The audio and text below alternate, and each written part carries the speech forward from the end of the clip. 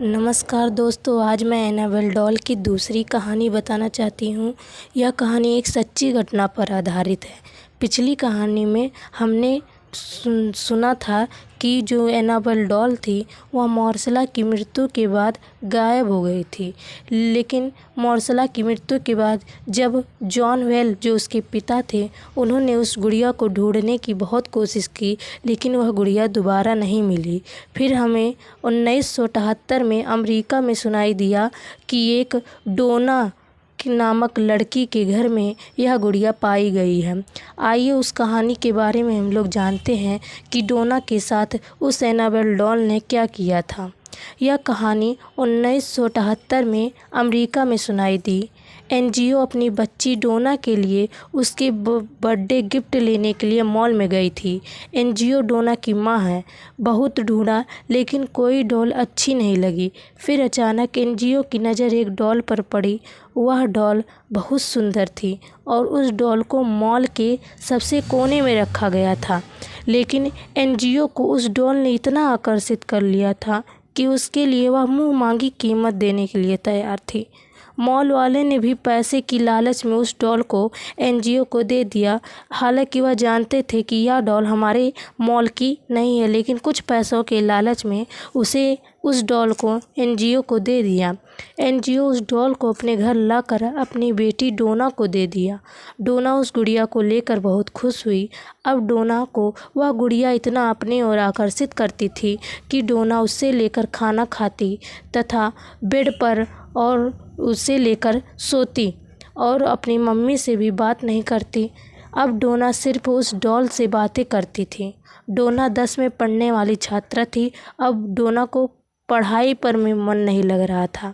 लेकिन 2 महीने के बाद ऐसा वाक़या हुआ जो डोना की आंखों को खोल दिया। 2 महीने के बाद डोना की माँ एनजीओ बीमार पड़ गई और इसकी मृत्यु हो गई।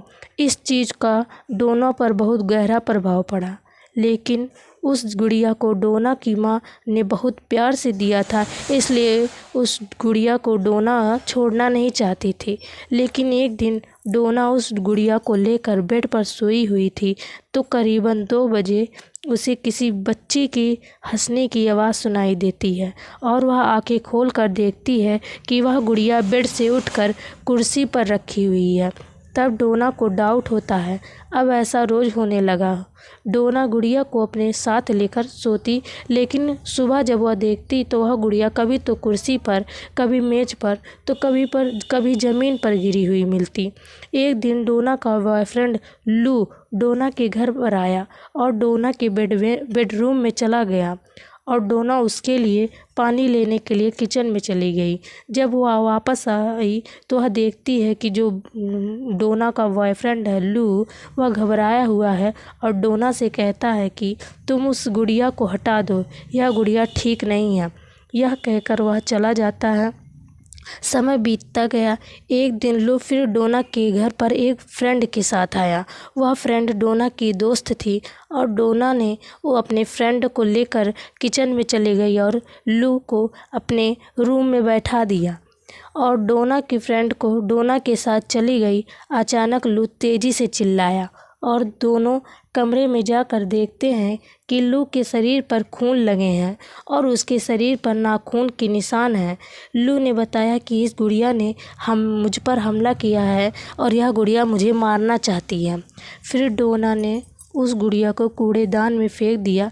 लेकिन शाम को जब वह कॉलेज से वापस आती है तो देखती है कि उसके कमरे के बाहर वह गुड़िया रखी हुई है। उस गुड़िया का शरीर पूरी खून से लथपथ है और उसके बाल में खून लगे हैं और फर्श पे चमड़े के लेटर थे जिस पे लिखा था हेल्प मी। फिर डोना पास के चर्च में उफ नाम के फादर से मिलती है और फादर उस गुड़िया से बात करते हैं कि वह गुड़िया भूतिया है या नहीं। वह गुड़िया बताती है कि मैं एक 7 साल की लड़की हूँ और मुझे डोना के साथ रहना बहुत अच्छा लगता है और मुझे डोना बहुत पसंद है, इसलिए मैं डोना को छोड़ना नहीं चाहती हूँ। जब यह बात डोना सुनती है तब डोना को दया आ जाती है और डोना उसे अपने पास रख लेती है। कुछ दिनों के बाद रात में डोना गुड़िया को मेज़ पर रख कर सो जाती है और रात में देखती है कि वह गुड़िया उसका गला दबा रही है। फिर डोना भागकर फादर के पास फिर जाती है और फादर उस गुड़िया को डरा कर सब पूछ लेते हैं। हालांकि उस गुड़िया में कोई 7 साल की लड़की की आत्मा नहीं बल्कि एक शैतान होता है। फिर फादर अपने से बड़े फादर को बुलाते हैं और अमेरिका के एक पति पत्नी जो पैरानॉर्मल एक्टिविटीज़ को कंट्रोल करते हैं उनको बुलवाकर उस एनाबेल डॉल को एक मंत्र से एक जार में बंद कर देते हैं।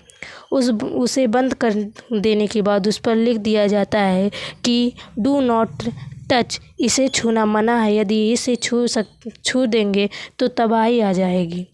अब भी वही जार अमेरिका के एक म्यूज़ियम में रखा गया है और लोगों का यही मानना है कि वह गुड़िया के अंदर एक बहुत बुरी आत्मा है और शैतान है।